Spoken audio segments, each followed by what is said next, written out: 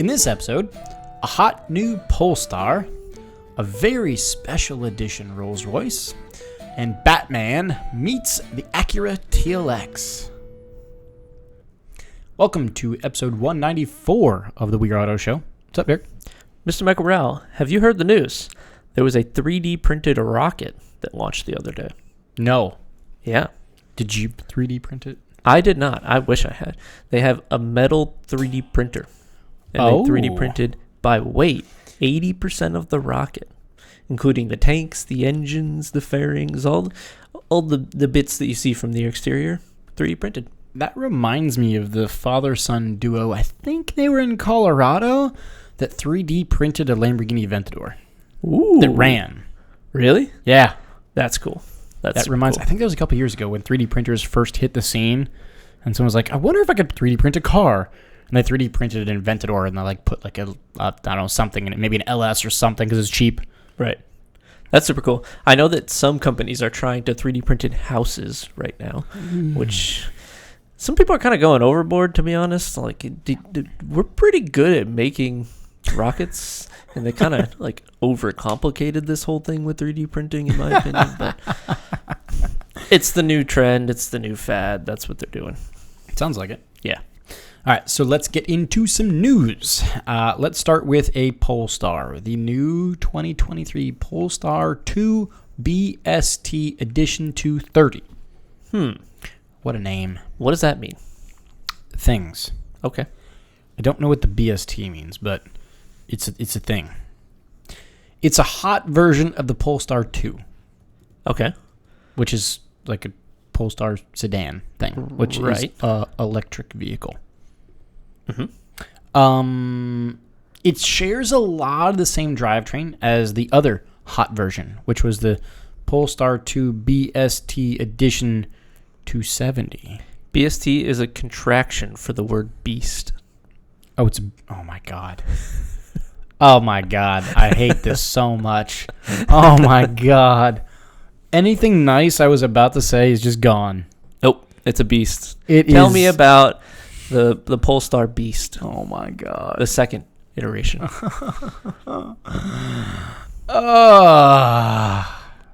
Okay. So the Polestar Beast. It's ridiculous. Now that I know that means beast, I'm so perturbed. I love it. I'm so perturbed by the fact that just is beast. It should be a muscle car, and it's not, and I love it. Oh my God. It's great. This is horrible.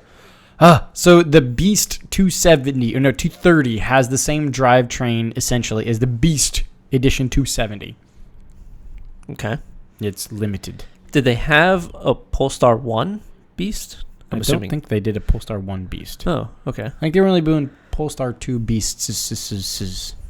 All right. I think they're only beastly making the Polestar 2s. So this is the GT version of the Polestar 2. Well, it's the second GT version of the Polestar 2, because they already did one, which was called the Beast Edition 270. Okay. Which was limited to 270. And this is 230. And guess how many it's limited to? Okay. Yeah, it's 230, isn't it? Mm-hmm.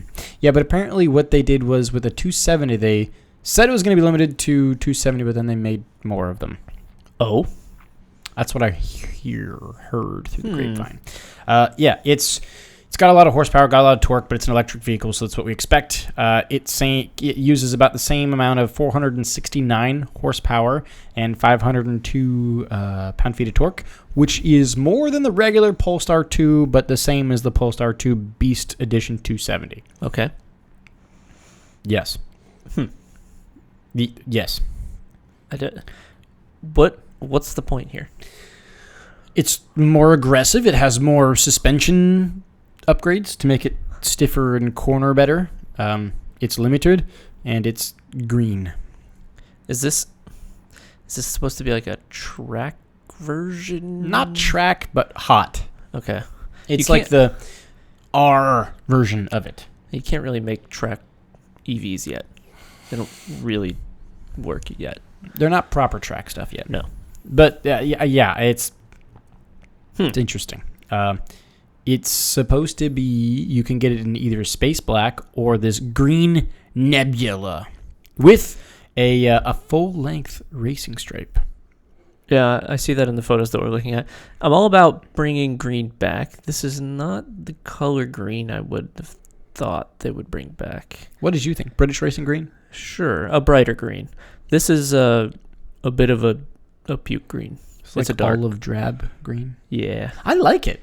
I love the color. That's the only thing about this car that I like. Nah, doesn't do it for me. Oh, There's not man. enough contrast between the black and the green. If it had silver wheels, it'd be perfect. I do agree. Probably shouldn't have black wheels. If the stripe was silver and it had silver wheels, just wonderful. But because they went black with green, there's no contrast. You're right. Yeah. It's not cheap. Uh-oh. It's $80,900. Ooh. Hi. Okay. It is the EV market, so there's inherently a bit of a markup. But 80 grand is, man, that's a lot. The regular Polestar 2, the non-hot one, starts at 55 grand. Oh boy. The other Beast Edition was, I think it was, how much less than this? Like 4 grand less than this, and not a whole lot less. Well, it is limited, but I don't know that a limited EV holds its value like a limited ICE car will. And I mean, don't think so. In the long term, I don't see this 20 years from now having a market to buy it because it's rare. I agree. The battery is going to degrade over time. Yeah. That's just an inherent problem with an EV. It will still be performing really well. You won't have the horsepower fall off like you do in an ICE vehicle. But do you think, maybe we're dead wrong here, but do you think in 20 years there's going to be a collector's market for the Polestars? If there is, I don't want to meet them. Well, yeah, that was a given. But do you think there will be one? There might be. I mean, there's people that think they're cats. That came out of left field. So, if there's people that think they're cats, then there's got to be people that are Polestar collectors. There's a Tesla collector market, right? Yeah, but Tesla was kind of the first one to do it. Yeah. Polestar is not the first. It's not the No. best. It's just another EV brand that stemmed from Volvo. Like, There's got to be people. There's got to be enough people in California that want to collect this. I'm sure it exists. I've never met them. I've never seen them, but I'm sure it exists. You're right. I'm sure there is a Polestar 2 Beast Edition collector out there. You need to find their Facebook page and get in there. Oh. Yeah. Do you want me to infiltrate the Polestar collector Facebook group? Mm-hmm. Do I need to assimilate, be one of them? I mean, you got to blend in. You can't be the Mr. Rowdy Porsche muscle car guy. How okay? do I do that? You got to blend in. I don't know if I could. We need I insider honestly don't information. know if I could. I think you could. Well, I don't know. Maybe not. In that market, I could blend in with, I don't know, the knitters of America. The knitters? Oh, People like that knit. Okay, like Yeah. knitting clothes. Yeah. You don't want to talk about Tesla opened up their superchargers, woohoo! And you can get in there and post some articles about it. And No. okay, all right. You have one goal. You have one goal. Infiltrate the page. Figure out if a collector market exists. All right. I shall report back. Yes. This is Thoroughbred Racing EV Beast Edition 230 with its fancy suspension and the same powertrain as the Beast 270. It's got beast in the name. I don't see the problem here. Oh my God, it's not a beast. It's not a beast. So you it's an think? EV. It's unbeastly. A beast would be that Dodge Demon 170 we talked about. Yeah. That is a beast. I agree that is a beast, but this thing upstairs is still fast. Oh, I'm not Very disputing fast. that. If you're talking about performance numbers, it's probably kind of close to a beast.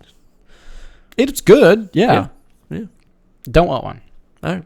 But I have to infiltrate the Facebook group. You do. Okay. That's your mission. Let's move on to something much more expensive. Okay. How's a Rolls-Royce? What about it? The Rolls-Royce Wraith is it's bidding a fond farewell with a limited edition. They are doing a special edition Rolls-Royce Wraith. They call it the Black Arrow. That's a good name. It is a very good name, and there's reason behind the Black Arrow, which I'll get into in a second. Rolls-Royce has had the Wraith out for 10 years now. Okay. Did you know the Wraith is a 10-year-old car? No. I didn't either. I really honestly didn't either. So let's talk about why it's called the Black Arrow. So the terminology of Black Arrow is a reference to an old car that set a land speed record in the 30s. Is that why all these photos are out in the salt flats? You were getting somewhere, yep. Okay. So back in the 1930s, I believe it was 1938, I think it was, there was a car that set a land speed record. It was called the Thunderbolt, that used Rolls-Royce engines, plural. Engines. 2 Rolls-Royce V12s. Oh, boy. It went 357.497 miles per hour at the Bonneville Salt Flats. In 1938. In 1938, could you imagine a car going 357 miles an hour? No. What absolute madman would drive that? I wish they were, if they're still around, I want to get a beer with them. Oh. What a life to live. Oh my God. They're dead. They have to be dead. Not from going 357 miles an hour. No, that one was a success. But you can't do that often and not die. I want to know who this. I want to learn about their family because it's just fantastic. Dang. But the Black Arrow comes from when that old Thunderbolt was setting the land speed record with the Rolls-Royce engines. It was painted in this like chrome, as with things back in the day, like they were just chrome covered, right? Mm-hmm. But the radars were having a hard time tracking the chrome Thunderbolt because it was so shiny. Mm-hmm. Like I couldn't track onto it. So at Rolls-Royce, or what they did was they actually painted a black arrow onto it with a yellow like meatball, so that the radar could track it. Okay. That's where we get the name Black Arrow from. I see. And that's why we have the black, the gray, and the yellow. Yeah, it's supposed to simulate the very similar feel to that That's original neat. car. It's really, really cool. Really, really cool. One of my favorite parts is that etching on the dashboard. Yeah, what is that? That is an etching of the engine that set the land speed record. Oh. That is freaking badass. The engine. So like the schematics of the engine? It's like an etching of the blueprint of the engine. Okay. Interesting. Let's see. I can't. That is so cool. Huh. That is neat. It is so cool. I love that so much. Oh, yeah. You can tell. You can tell like How freaking the cylinders, cool the is pistons, that? the valves. That's neat. I love that. Yep. I really, really love that. That's super cool. Yeah, I'm a big fan. Now, I will say, the special paint they painted this, it took them 18 months to get this gradient paint, because it does go from like gray to black. Yeah, you can tell on the side of the car. It does transition from gray to black. And then another really cool little touch to this car is that they gave us like extra fancy Starlight headliner. Headliner? Yeah. So you know Rolls-Royce usually has those Starlight headliners? Yeah. That's a typical thing. But this one is extra special. Special, if I could English, would be great. Mm-hmm. What they did is they actually packed in so many stars that they went back in time and took like a snapshot of what would the sky have looked like from that day of the land speed record, and they tried to emulate that with the Starlight headliner. That's cool. That's so cool. I love that. Did you hear the in Titanic? Who was the producer of Titanic? I can't remember his name. Steven Spielberg, maybe? I don't know. Anyway, Neil deGrasse Tyson, who was an astronomer, you've probably heard his name, talks a lot on like news shows when astronomy things happen. He figured out that the sky was wrong in the movie when the Titanic sank. Oh my God. And he went, it's James Cameron. That's who it was that did the Titanic. He went and messaged James Cameron. And he said, the sky was wrong. And James Cameron was like, oh my God, we need to fix this. So for the next iteration of it, he called in Neil deGrasse Tyson, made sure that scientifically the sky was accurate when the actual scene happened, and they made sure that the revamp of the movie had the correct sky in it. Sounds very similar to what Rolls is doing here. Yeah. They brought it to the moment in time and what it would have been look like. That's super cool. I like it when they do that. Really, really neat. Between the etching on the dashboard of the engine that set the land speed record, as well as the night sky from 1938 in the headliner, this is a cool thing. Yeah. Unfortunately, we're not going to see one. Why is that? They're only making 12 of them. Ooh. As it is a V12, right? Mm-hmm. And they're all spoken for. Can you imagine if modern vehicles were like, oh, we only made 4 BRZs. Only has 4 cylinders. I don't know what to tell you. I guess the manufacturer that make the most would be Bugatti. Yeah. Right. It's a W16, so we made 16 of them. We only made 16 of them. And everybody like, whoa, 16. Wow. That'd be the most popular car in the world, a Right. Bugatti. We'd have a million manufacturers. So there's no official price listed for this Rolls-Royce Wraith Black Arrow. There never will be. But it could be estimated well over $343,000 and change, which is the Rolls-Royce Wraith's regular price. No, it's $500,000 at least. That was my guess. I was going to say, realistically, what would you expect one of those 12 buyers to pay? There's only 12 of them. Do you think it's 7 figures? That's... No. You don't think it's $1 million? No. I think it's between $500,000 to $1 million, and I would assume it's on the low end of that. Really? So I'd assume it's 600-ish, I was 500, thinking 600. between $750,000 to $1 million. Will this resell in the future, Will? Oh, yeah. Oh, yeah. I think that if you get one of these, you're immediately up in equity. Boom, done. Like 100K, 200K?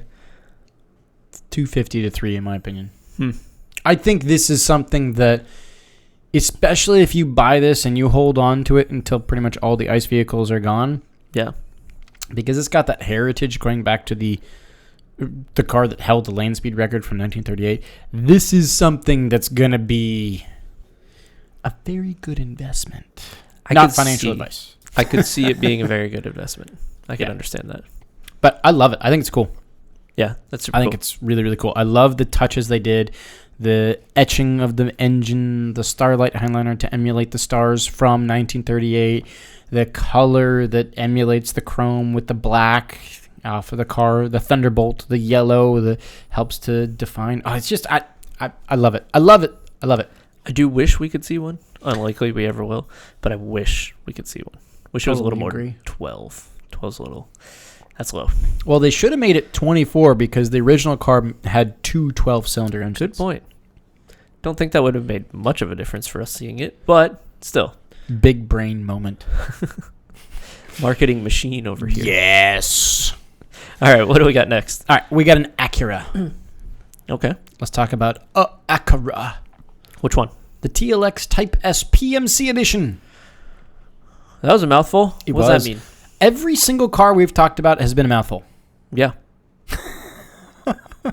Once again, naming conventions, not brilliant. Car manufacturers struggle with that. So, just looking at this car, where do you think it draws inspiration from? This car? Yeah. The NSX. No, the edition, the darkness. The darkness? Yes, the darkness. Oh, the movie, the Dark Knight thing? Batman, bro. Yeah. Well, I was looking at the front, and I thought, it's a little bit of NSX in there. It's an Acura. Of course you went NSX. Yeah. But yes, no, this is actually inspired by Batman. Like, legitimately. Okay. The paint is called Gotham Gray. Okay. I love it. It looks great. It's a good matte gray. It is. It is an exciting version of the Acura TLX Type S. Mm-hmm. Unfortunately, the exciting parts ended its appearance. What do you mean by that? It's not faster. It's not more stiff. It's not more... It's just better to look at. This is a looks thing? Yes, it's an appearance package. Okay. It's quite nice. It keeps the same 355 horsepower 3-liter V6 turbo engine. It's very rare. You get this very nice red interior with a lot of carbon fiber inside of it, too. It does look very aggressive. I think the look of it is fantastic. Yeah. You get this fancy numbered plate because it's very limited. Do you see how many they're making? Oh, they're only making 50. Yeah. Oh, boy. Very limited. Okay. But I actually really like this thing. I do, too. I think it looks great. Just the looks, especially if an enthusiast got a hold of it and lowered it by like an inch. Oh. Like an aggressive stance with this would just be beautiful. Yeah, I think it looks great. That's super cool. But you get like fancy black door handles, extra carbon fiber pieces, fancy red interior, the Gotham gray matte gray paint. They're only making 50 of them. You keep the same 3-liter V6 turbo, makes 355 horsepower. Looks fantastic, but is expensive. Okay, wait. Before you tell me the price, let me ask you this. With all the fans out there of the Dark Knight movies, I'm sure there's a ton of them. There are millions, right? If I already had daily drivers, I am a big Batman fan, I would buy it. Okay. Why 50? I don't know. That seems like quite the missed opportunity to me. I think agree that they should have made 100,000 of them, but I think they should have made 5,000 of them. I was going to say 5,000. Yeah. Yeah. Something like that. Not 50. 2,500, 5,000. That would have worked. They would have sold well. Yeah. Well, yes. But when I tell you the price, do you think they would have sold for the price? Okay, let's hear it. $66,995. So call it 67 grand. Yes. You think so? I think so. The regular TLX Type S starts at 55 grand and change. So 12 grand more. I think people are willing to spend 10 grand on a movie themed car, to be honest. I think you're right. I think so. I think you're right here. I think that if they would have made 2,500 to 5,000 of them, Acura would have made a whole hell of a lot more money. Mm-hmm. Now, this car was actually like partly assembled with the Honda Performance Development Team, right? So it's not actually any more performance, but it's got a touch of the flair in it, right? And what's that? All the carbon and stuff like that. Okay. Right. So it's still just for looks, but yes, I really think they missed an opportunity here.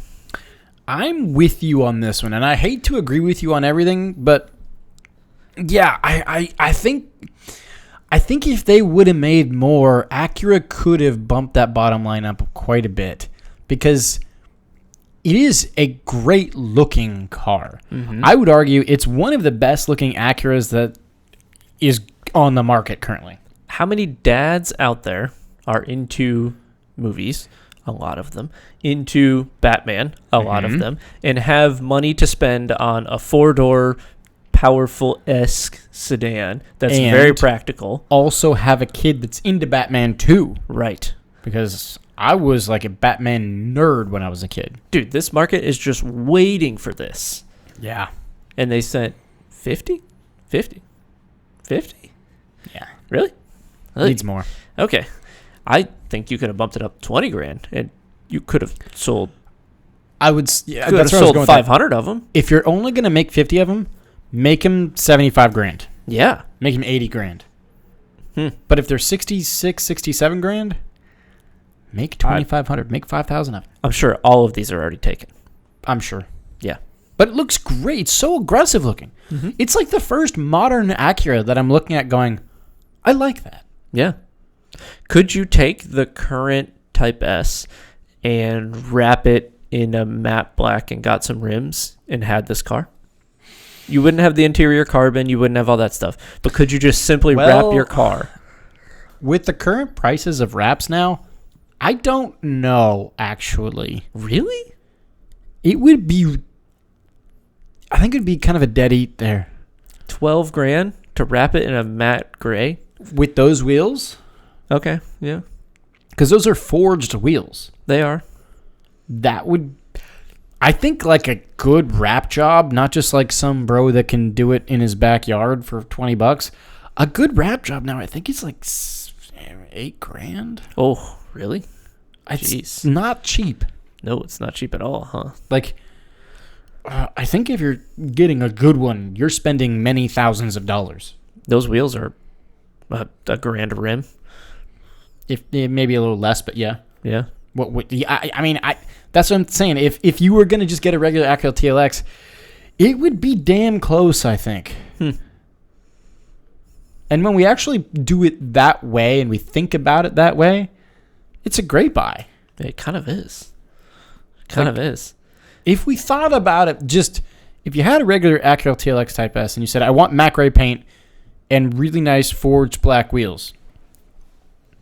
I'm sure that exists on a normal Acura. It I'm sure there are a probably lot of does. those. But you're probably spending $10,000. Yeah, depending on how high quality you go. You're probably right. The final note about this. This would be a great car. If you happen to get your hands on one, do you think it would resell at a higher value at a later date? It is an Acura. It will hold its mechanical value, right? It's an Acura. It's a Honda. So mechanically, it will be sound. Will the market want to buy this car in the future? Will it hold its resale value? I think it'll hold its resale value, but I don't think it'll appreciate. You don't think so? I don't think it'll be worth 90. I think it'll be worth 65. It might lose $1,000 or $2 with a not obscene amount of miles. Yep. I think it could stay steady. I would have to agree. I think 70 would be the most I could probably see someone paying for this because it is 50. There's only 50 of them. Remember that. That's very limited. It is. And a big enough fan will shell out some money. But it is. I don't see it being a $100,000 car. There might be a flipper or two that might try to flip one for 85. I don't think they'll be successful, though. No. I'd have to agree. I think they'll flip it for 70. They would make a couple of bucks, but I don't think they're going to make... Right. I don't think they're going to make initial C8 Corvette money. Because you remember when that came out. People were buying the base model at like 59, 60 grand and selling it for 120. Right. We should make money hand over fist. 30 to 50,000 on them. Just ridiculous. Yeah. And then Corvette had to step in and start slapping some wrists. As well as just making a shit ton of them. Yep. Yeah, that's the new Acura TLX Type S PMC edition. Neat car. Wish they would have made more. Totally agree. So yeah, I think we're on the same page there. You got anything else? I do not. Thanks so much for watching episode 194. If you are watching on YouTube, please leave a thumbs up and drop a comment. Let us know what you think about the Acura TLX Type S PMC edition. If you think it's a good buy, bad buy, appreciate. What do you think? If you're listening on audio only, please send us those thoughts straight to our socials. Facebook is We Are Auto, Instagram is We Are Auto, and our website is weareauto.io. So, thanks again. Catch you guys in the next one. Peace.